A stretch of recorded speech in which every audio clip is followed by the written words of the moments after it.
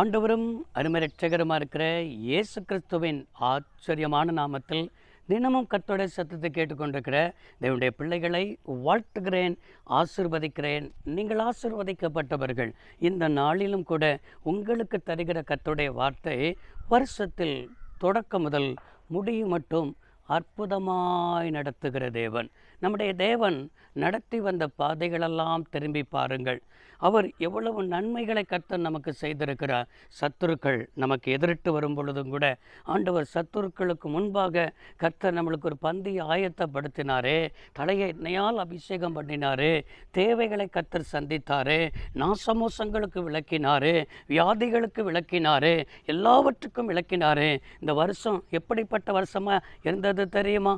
உபாகமம் 11ஆம் அதிகாரம் 12வது வசனத்தில் வாசிக்கிறோம், அது உன் தேவனாயிருக்கிற கர்த்தர் விசாரிக்கிற தேசம். வருஷத்தில் தொடக்கம் முதல் முடியும் மட்டும் எப்பொழுதும் உன் தேவனாயிருக்கிற கர்த்தருடைய கண்கள் அதன் மேல் வைக்கப்பட்டிருக்கும். இதில் 2 காரியத்தை பார்க்கிறோம். வருஷத்தில் தொடக்கம் முதல் முடியும் மட்டும் அது 2 காரியம் என்ன?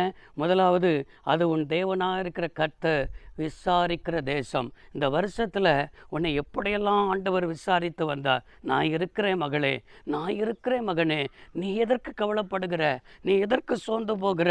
நான் உன்னை விசாரிக்கிறவரானபடியால் உன் கவலைகளெல்லாம் என் மேலே வச்சிரு. நீ எதை குறித்தும் கவலைப்படாத. பிள்ளைகளை குறித்தா, உன் வாழ்க்கையை குறித்தா, உன் எதிர்காலத்தை குறித்தா, அடுத்த ஆண்டு எப்படி இருக்க போகிறது என்று நினைத்தா கவலைப்படாத. அது மாத்திரமல்ல, உன்னை விசாரிக்கிற தேவன் மாத்திரமல்ல, ஆண்டவர் சொல்லுகிறார், எப்பொழுதும் உன் தேவனாயிருக்கிற கர்த்தருடைய கண்கள் அதன் மேல் வைக்கப்பட்டிருக்கும். எப்பொழுதும், ஒவ்வொரு நொடி பொழுதும் அவருடைய கண்கள் உன் மேலே இருக்கும். அவருடைய கண்கள் எதற்கு தெரியுமா நம்ம மேலே இருக்கிறது? நமக்கு தெரியாதபடிக்கு இப்பிரபஞ்சத்தின் தேவனானவன் எத்தனையோ விரோதமாய் சதிகளை செய்வதற்கு, நமக்கு விரோதமாய் தீமைகளை செய்வதற்கு, நம்மளை கீழே தள்ளி விடுவதற்கு, நம்மளை இல்லாமல் ஆக்குவதற்கு இப்பிரபஞ்சத்தின் தேவன் நமக்கு விரோதமாய் போராடுகிறான். அப்படி போராடும் பொழுது நாம் அறியாமல், நமக்கு தெரியாமல் என்னென்ன காரியமெல்லாம் நடக்கிறதோ அவருடைய கண் நம்மளை பார்க்கிறது நிமித்தமாய் சத்துருக்களை நம்மளை என்ன சொன்னால் தொடாதபடிக்கு, போராட்டங்கள் நம்மளை தொடாதபடிக்கு, வியாதிகள் தொடாதபடிக்கு, சத்துருடைய தீமை தொடாதபடிக்கு ஆண்டவருடைய பாதுகாப்பின் கண்கள் இந்த ஆண்டு முழுவதும் இருந்தது போல வருகிற நாட்களிலும் இருக்கும். சோர்ந்து போகாதீர்கள். ஆண்டவர் அற்புதமாய் நடத்தி வந்ததை நினைத்து ஆண்டவரை சோத்திரம் பண்ண கற்றுக்கொள்ளுங்கள். ஆண்டவரை துதிக்க கற்றுக்கொள்ளுங்கள்.